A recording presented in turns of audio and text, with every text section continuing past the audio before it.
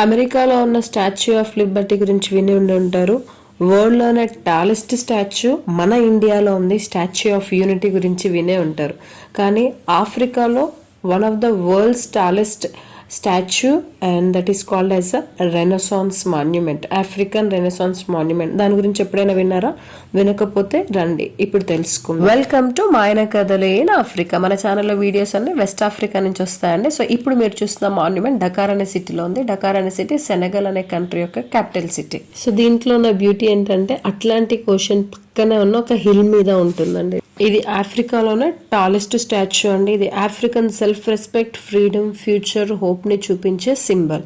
And ఇది చాలా powerful and inspirational monument కూడా. దీని హైట్ వచ్చేసి 49 మీటర్స్ ఉంటుందండి, అంటే ఆల్మోస్ట్ 160 ఫీట్స్ ఉంటుంది. అమెరికాలో ఉన్న స్టాచ్యూ ఆఫ్ లిబర్టీ అందరికి తెలుసు కదండి, దానికంటే కూడా ఇది చాలా పెద్దగా ఉంటుంది. ఈ స్టాచ్యూని మీరు కరెక్ట్గా చూస్తే చూడండి, ఒక స్ట్రాంగ్ ఆఫ్రికన్ మ్యాన్ ఉంటాడు, ఆయనకు ఒక చేతిలో బేబీ ఉంటుంది, పక్కన ఆఫ్రికన్ ఉమెన్ ఉంటుంది.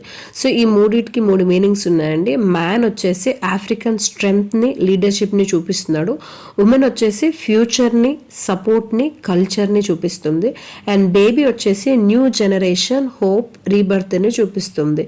సో ఆ మ్యాన్ని చూసినట్లయితే ఆ మ్యాన్ వచ్చేసి బేబీకి స్కైని చూపిస్తున్నాడు, అంటే బేబీ చూపిస్తూ ఉంటుంది అనమాట. దాని మీనింగ్ ఏంటంటే Africa is moving forward towards a bright future అని అర్థం అనమాట. అంటే యాక్చువల్ దీన్ని రెనెసాన్స్ అని ఎందుకంటారు? రెనెసాన్స్ అనేది ఒక ఫ్రెంచ్ వర్డ్ అండి. దాని మీనింగ్ వచ్చేసి రీబర్త్, న్యూ బిగినింగ్ అని దాని అర్థం.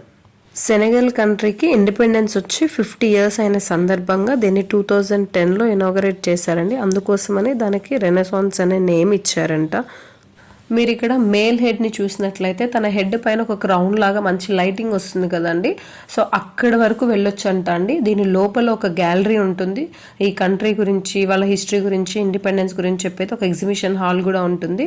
అక్కడ పైన హెడ్ వరకు రీచ్ అవ్వడానికి ఒక లిఫ్ట్ కూడా ఉంటుందంట.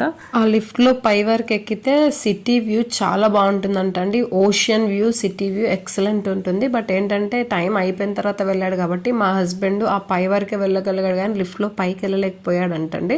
సో ఇది వచ్చేసి ఇక్కడ పైనకి హిల్ ఎక్కడానికి ముందు స్టార్టింగ్ లో ఒక షాపింగ్ ఏరియా ఉంటుంది. ఇక్కడ అంతా జనాలు చక్కగా కూర్చొని హ్యాపీగా ఈవినింగ్ టైం చల్లగా కబుర్లు చెప్పుకుంటున్నారండి. అక్కడ నుంచి స్టెప్స్ ఎక్కి ఆ హిల్ పైనకి ఎక్కితే మనకు అక్కడ మాన్యుమెంట్ ఉంటుంది.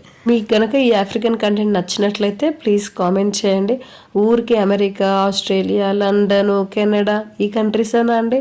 ఆఫ్రికన్ కంట్రీస్ నుంచి వచ్చే వ్లాగ్స్ను కూడా ఎంకరేజ్ చేయండి, లైక్ చేయండి, షేర్ చేయండి, సబ్స్క్రైబ్ చేయండి. సబ్స్క్రైబ్ చేసినందుకు థ్యాంక్ యూ సో మచ్.